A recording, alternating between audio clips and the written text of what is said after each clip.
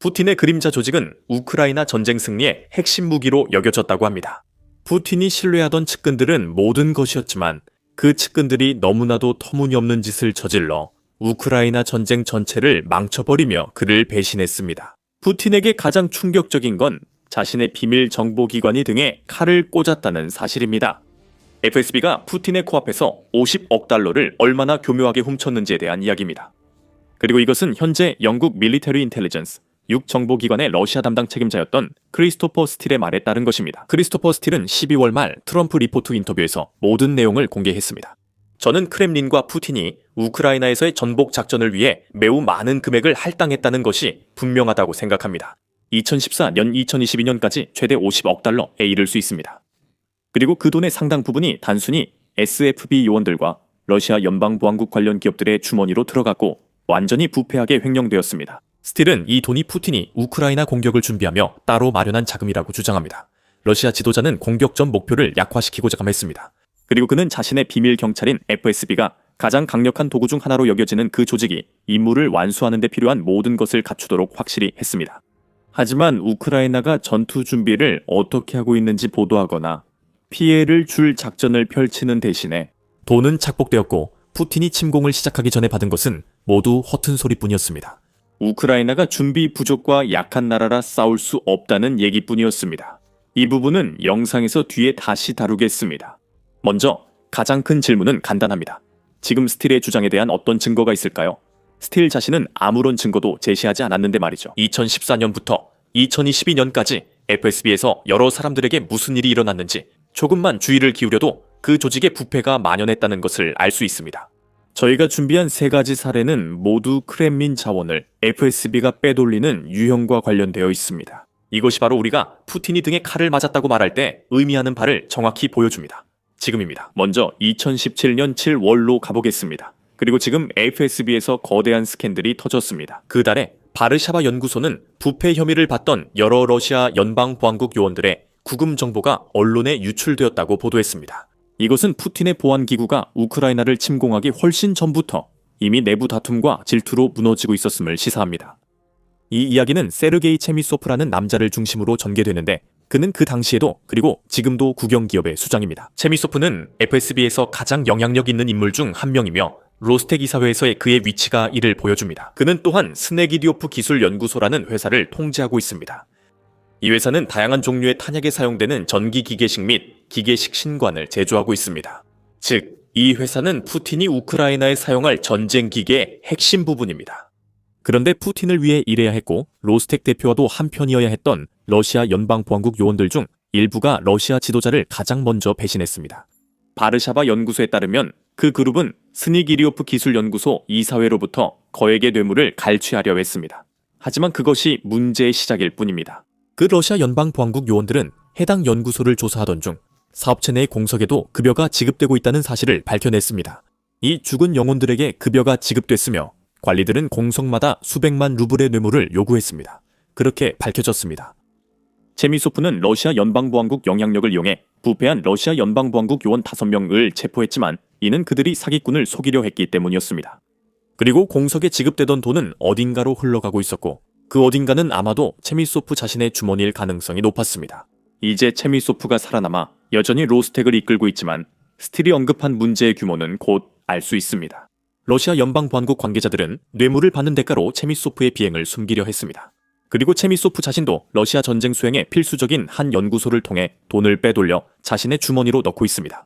이것은 푸틴에게 숨겨진 일종의 사보타주이며 상황은 훨씬 더 악화되고 있습니다. 2019년 5월로 넘어가면 조직범죄 및 부패보도 프로젝트에서는 전직 러시아 연방보안국 요원인 키릴 차르칼린 대령에 대해 보도하고 있었습니다. 그는 러시아 연방보안국 금융방첩 부서장으로서의 이전 직위를 이용한 혐의로 구금된 후 러시아 정부와 큰 문제에 휘말렸습니다. 85만 달러에 달하는 뇌물을 받은 혐의였습니다. 수사 과정에서 러시아는 체르칼린의 아파트를 수색하기 위해 관계자들을 보냈습니다. 그곳에서 그들은 85만 달러가 사실 상당히 과소평가된 금액임을 알게 되었습니다.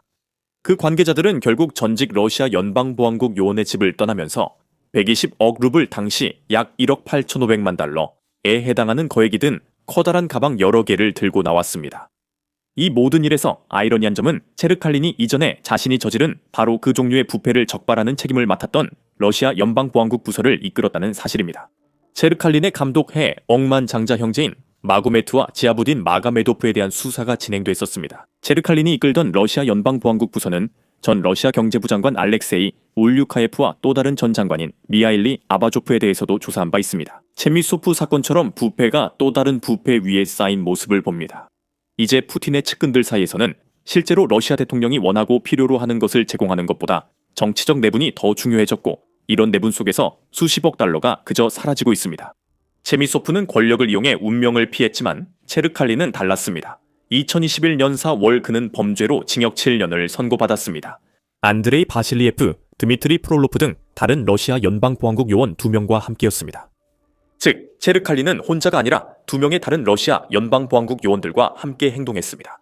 그리고 우리가 푸틴에게 이런 수많은 부패 사례들이 어떤 의미였는지로 다시 돌아가기 전에 여러분께 더 보여드릴 예시가 하나 더 있습니다.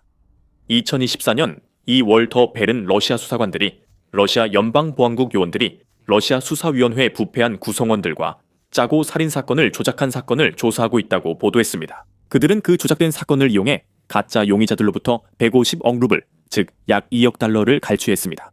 FSB는 러시아의 대표적인 가전제품 회사 중 하나인 멀리온의 공동 소유주들이 푸틴의 이전 돈바스 전쟁 참전 용사를 고용해 전 CEO인 벼체슬라프 시모넨코를 살해했다고 주장했습니다. 올렉 카르초프, 블라디슬라프 망구토프, 알렉세이 아브라모프 세 남성이 신원 미상의 청부 살인범에게 500만 달러 보너스를 제안한 것으로 전해졌습니다. 그가 시모넨코의 집에 화염병을 던져 살해하는 데 성공한다면 이미 이 이야기는 믿기 어려운 이야기처럼 보입니다. 그러나 이 이야기만으로 피고인 3명은 6개월 동안 감옥에 수감되어 재판을 기다려야 했고, 유죄라면 최대 20년형을 받을 수도 있었습니다. 러시아 연방보안국 관계자들의 의도였고, 재판을 기다리던 세 남자에게 러시아 연방보안국 소속 부패 변호사가 탈출 방법을 제안했습니다. 그들이 해야 할 일은 앞서 언급한 2억 달러와 매년 메를리온의 매출의 2%를 추가로 내는 것 뿐이었습니다. 그리고 러시아 연방보안국 관계자들이 예상하지 못했던 것은 사업가들이 그 제안을 거절했다는 점이었고, 그로 인해 이 모든 사건이 벌어지게 된 것입니다. 푸틴이 그들에게 명령한 대로 임무를 수행하는 대신 24명의 고위법 집행관들로 이루어진 조직 전체가 돈을 받기 위해 공모했다는 사실이 드러난 것입니다. 그리고 이것이 핵심입니다. 이 세 사례 모두 러시아 연방보안국 요원들이 우크라이나를 불안정하게 하려고 직접 할당된 자금을 훔친 건 아닙니다. 하지만 각 사례가 보여주는 것은 러시아 연방보안국과 뿌리 붙어 썩어 있었고, 푸틴이 침공하기 훨씬 전부터 그랬다는 점입니다. 러시아 연방보안국 관리들은 푸틴의 전쟁 지원보다 자기 이익에 더 관심이 있는 듯합니다. 그리고 이는 10년 넘게 이어진 사보타주로 푸틴이 군대를 우크라이나에 보낸 순간부터 그의 전쟁 기계를 흔들었습니다. 그리고 그 순간에 대해 몇 분만 이야기해봅시다. 앞서 우리는 FSB의 만연한 부패 때문에 푸틴이 터무니없는 생각으로 우크라이나 전쟁에 뛰어들었다고 말씀드렸습니다. 러시아 지도자가 FSB를 신뢰해서 벌어진 일이었습니다. 이제 분명히 무결점이어야 했던 이 조직이 그의 눈앞에서 무너지고 있었지만 그는 그것조차도 알아차리지 못했습니다. FSB가 우크라이나 침공에서 얼마나 중요한 역할을 했는지 오해하지 마세요. 스틸이 말했듯 러시아 기관 중 우크라이나 침공 준비를 이끈 곳이 바로 FSB였습니다. 스틸은 전쟁이 본격적으로 시작되기 전인 2022년 이전까지 FSB가 우크라이나를 담당하는 주도 기관이었다고 말합니다. 푸틴 뜻대로 행동하기보다 기관은 지도자에게 듣고 싶은 말만 전했습니다. FSB는 50억 달러 손실과 함께 푸틴에게 우크라이나 침공이 괜찮다고 허위 보고까지 했습니다. 스틸 씨는 쉽게 끝날 것이며 당신들은 승리자이자 해방자로 환영받을 것이라고 말했고, FSB는 이를 푸틴에게 보고했습니다. 돈이 도난당하고 있는 동안 바로 이 조직이 러시아 지도자에게 우크라이나에는 러시아에 지배해 기꺼이 정권을 잡을 준비가 되어 있는 완전히 대체 가능한 정치 구조가 존재한다고 보고하고 있었습니다. 모두 거짓말이었습니다. FSB는 중대한 사안이 진행되지 않도록 방해했고, 관리들은 실제로 전달을 막기 위해 온갖 방법을 썼습니다. 그것은 2022년 2월 전에는 아무도 예상 못했듯 우크라이나가 훨씬 더 준비되어 있었다는 나쁜 소식과 비슷했습니다. 푸틴은 FSB를 신뢰해 계속 자금을 지원했습니다. 2022년 8월 비즈니스 인사이더는 FSB의 우크라이나 부서가 2019년 이후 규모를 계속 확장해왔으며 한때 30명이었던 인원이 160명에 달했다고 보도했습니다. 이 사실만으로 푸틴이 수년 전부터 우크라이나 침공을 계획한 걸 알 수 있습니다. 푸틴이 결단을 내렸고 이른바 특별 군사 작전을 성공시키기 위해 무엇을 해야 하는지 알려주는 역할은 FSB였습니다. 크렘린이 준비하는 동안 그림자 조직이 방해됐고 이는 누구도 놀라지 않았어야 합니다. 거짓말은 FSB의 본성입니다. 이 기관은 오랫동안 사기와 허위 혐의 조작으로 비난받아왔으며 이는 모두 푸틴의 목표 달성을 위한 것이었습니다. 그리고 뉴욕타임스가 말하듯 FSB는 진지한 법 집행기관이라기보다는 푸틴을 위한 정치적 도구에 가깝습니다. 이 조직 전체는 푸틴을 세상에 내놓은 KGB의 잔해에서 탄생했습니다. 그리고 자신들이 저지른 범죄를 남 탓으로 돌리는 똑같은 습성을 가지고 있습니다. 앞서 논의한 세 가지 사례에서 러시아 연방보안국 요원들이 가짜 범죄로 러시아 시스템에서 돈을 빼내는 모습을 자주 봤습니다. 푸틴 자신도 1999년에 러시아 총리였을 때 이런 행동에 많이 가담했습니다. 그는 모스크바 아파트 폭탄 테러를 체첸 무장 세력 탓으로 돌렸습니다. 하지만 인근 도시인 랴잔의 시민들이 자신들의 건물 안에서 폭발물로 보이는 가방들을 발견하면서 그 의혹은 푸틴에게 되돌아왔습니다. FSB는 결국 사과했지만 가방에는 설탕만 있었고 대테러 훈련용이었다고 계속 주장했습니다. 결국 푸틴은 자신이 원하던 것을 얻었습니다. 그것은 바로 체첸에 대한 새로운 러시아의 공격을 위한 문을 여는 것이었습니다. 하지만 푸틴은 이를 몰랐습니다. 그는 스스로 등에 채찍을 만들었고 거짓과 뇌물로 세운 FSB는 그의 뜻대로 움직일 뿐입니다. 그런 맥락에서 푸틴의 등에 꽂힌 칼은 예상된 일이었습니다. 물론 FSB가 푸틴에게 거짓말을 하는 것은 당연했습니다. 그들은 그가 체첸에서 원하는 것을 얻기 위해 똑같이 거짓말하는 모습을 이미 봤기 때문입니다. 러시아 연방보안국 관계자들은 푸틴이 우크라이나 침공을 원한다는 게 분명해지자 침공과 관련된 필요사항에 대해 그에게 거짓말을 했습니다. 그 관계자들은 자신들의 주머니가 채워지도록 확실히 했습니다. 다가올 것엔 폭풍에 대비해 경제적으로 안전할 수 있도록 말이죠. 러시아 연방보안국 관계자 일부가 부패로 적발됐지만 아직 적발되지 않은 사람이 얼마나 많은지가 진짜 질문입니다. 우리는 그 질문의 답을 영원히 모를 수도 있지만 FSB의 부패가 블라디미르 푸틴에게 미친 영향은 알고 있습니다. 2014년 푸틴은 러시아군이 원하면 이 주 만에 키이우 점령이 가능하다고 주장했습니다. 러시아 대통령 블라디미르 푸틴은 자신이 생각한 대로 2022년에 키이우를 점령하는데도 며칠, 길어야 몇 주밖에 걸리지 않을 것이라고 믿었을 것입니다. 4년이 지난 지금도 러시아는 우크라이나를 제압하지 못했습니다. 블라디미르 푸틴은 원하는 말만 담긴 허위 정보를 받아들였습니다. 무능으로 설명 가능한 일을 늘 악의로 볼 수는 없습니다. 워싱턴 포스트가 말하듯 러시아 연방보안국 내부에 부패한 인사들이 칼을 꽂고 일부러 대통령을 오도한 것만은 아니었습니다. 우크라이나 침공이 임박했던 시기, FSB는 키이우에 있는 정보원들에게 집을 떠날 때가 됐다고 러시아가 곧 올 것이며 키이우가 전쟁터가 될 것이라고 메시지를 보냈습니다. 며칠 만에 가로채진 메시지 중 하나에서 러시아 연방보안국 관계자가 정보원에게 성공적인 여행을 기원한다고 말했습니다. FSB는 그만큼 자신감이 있었습니다. 이 때문에 많은 러시아 연방보안국 요원들이 실제 임무보다 푸틴 앞에서 훔쳐도 된다고 생각했을 수 있습니다. 이 관리들은 우크라이나가 그냥 쉽게 차지할 수 있는 곳이라고 단순히 생각했던 것 같습니다. 러시아가 쉽게 승리할 것이고 그렇게 되면 자신들의 부패는 아무런 문제가 되지 않을 것이며 푸틴은 원하는 것을 얻게 될 것이라고 믿었던 거죠. 워싱턴 포스트와 인터뷰한 미국 관리에 따르면 러시아는 우크라이나 방어력을 완전히 오판했다고 합니다. 그 관리는 이렇게 말했습니다. 그들은 자신들의 역량을 넘어서는 전략적 목표를 달성하기 위해 전쟁 준비를 했습니다. 러시아의 실수는 정말 근본적이고 전략적인 것이었습니다. 핵심은 근본적입니다. 러시아는 기본조차 제대로 못했습니다. 이 모든 것은 FSB가 희망적 사고에 빠졌기 때문입니다. 우크라이나 시민 다수가 러시아에 맞설 의지가 있다는 여론조사가 있었지만 FSB는 침공이 쉬울 것이라며 푸틴에게 긍정적인 메시지를 전달했습니다. 전쟁 초기에 번개 공격 계획을 주도하며 무너지는 모습을 보인 것도 FSB였습니다.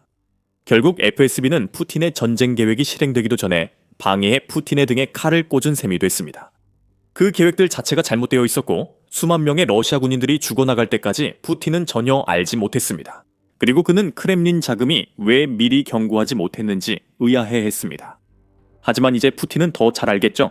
부패는 뿌리 뽑혔지만 우크라이나에서의 치명적 실수를 막기엔 이미 늦었죠. 정말일까요? 두 질문 모두 답은 아니오입니다. 부패, 사기, 횡령 등은 러시아의 위계 질서에 깊이 뿌리 내려 일이 진행되는 방식이 되었습니다. 2024년 1월 3명의 러시아 연방보안국 요원이 약 50억 루블, 즉 약 5,500만 달러 의뇌물을 받은 혐의로 체포되었습니다. 올렉산드르 우샤코프는 공권력을 이용해 범죄 조직을 만든 혐의로 기소됐습니다. 두 공범인 세르게이 마니시킨과 알렉세이 차르프는 공범을 배신한 대가로 가택 연금 상태에 놓이게 되었습니다. 그로부터 불과 4개월 후 전직 러시아 연방보안국 요원이 해킹 그룹으로부터 170만 달러의 뇌물을 받은 혐의로 징역 9년형을 선고받았습니다. 그리고리 차레고로드 스테프는 온라인 범죄 대응을 전문으로 한다고 알려졌지만 돈을 받는 대가로 해커 그룹을 당국으로부터 보호해주겠다고 약속했습니다. 그러나 차레고로드 스테프는 실패했고 해커들은 그를 밀고 했으며 또 한 명의 러시아 연방보안국 관리가 푸틴이 시키는 일을 하기보다는 자신의 이익만 챙기다가 드러나게 되었습니다. 지금 이 순간에도 러시아의 전쟁 기계는 엄청난 규모의 부패에 시달리고 있으며 이로 인해 우크라이나 전쟁에 대한 푸틴의 플랜 B가 실패하고 있습니다. FSB가 그렇게 대실패한 후 러시아 군산복합체 역시 FSB에서 만연한 것과 똑같은 문제들로 인해 타격을 받고 있습니다. 채텀하우스가 2025년 7월 언급했듯 만연한 부패는 OPK와 러시아 군대 전체의 대표적 특징입니다. 부패는 군사체제 내부 작동을 가능하게 합니다. 블라디미르 푸틴은 사실상 부패 두더지 잡기를 하고 있는 셈입니다. 이 시점에서 한번 성공적으로 잡아도 2건의 새로운 부패 사례가 생겨납니다. 블라디미르 푸틴은 러시아에서 부패를 없앨 수 없습니다. 그는 부패 그 자체라 측근들이 쉽게 그를 배신합니다. 블라디미르 푸틴을 대신해 조사하는 이들조차 종종 부패하고 다른 부패한 이들에게 적발되는 일이 반복됩니다. 이로 인해 블라디미르 푸틴 측근들은 타락과 실패의 우로보로스가 됐습니다. 푸틴이 할 수 있는 일은 상황을 개선할 수 없습니다. 이는 러시아, 특히 FSB를 그가 만든 방식 때문입니다. 크리스토퍼 스틸은 트럼프 리포트에서 푸틴 근처에서 나쁜 소식을 전하고 싶어 하는 이는 없다며 이는 정보 왜곡을 의미한다고 말합니다. 지도부까지 올라가는 것은 중요하며 큰 영향을 미칠 것입니다. 이것이 러시아의 정치, 외교 정책, 전쟁 수행, 경제에도 영향을 준다고 생각합니다. 푸틴은 거품 속에 살고 있습니다. 그는 나쁜 소식을 듣고 싶어 하지 않고 자신이 만든 부패한 시스템에서 실제로 무슨 일이 일어나고 있는지 신경 쓰고 싶어 하지 않습니다. 그 시스템들이 제 역할만 하고 있다면 말이죠. 고양이가 없으면 쥐가 논다죠. 쥐들이 러시아 집에 많은 구멍을 내서 푸틴의 우크라이나 전쟁은 결국 무너질 수밖에 없습니다. 푸틴은 측근들의 방해뿐 아니라 점령된 우크라이나 영토에서 러시아에 저항하는 평범한 사람들과도 맞서야 합니다. 이들은 FSB가 푸틴에게 러시아가 환영할 것이라 했지만 실제로는 폭력적이든 비폭력적이든 여러 방식으로 저항하고 있습니다. 이 영상을 시청하시면 알게 되겠지만 이 영상이 마음에 드셨다면 더 많은 푸틴 체제의 실패에 대한 조사를 다루는 The Military Show 꼭 구독해주세요.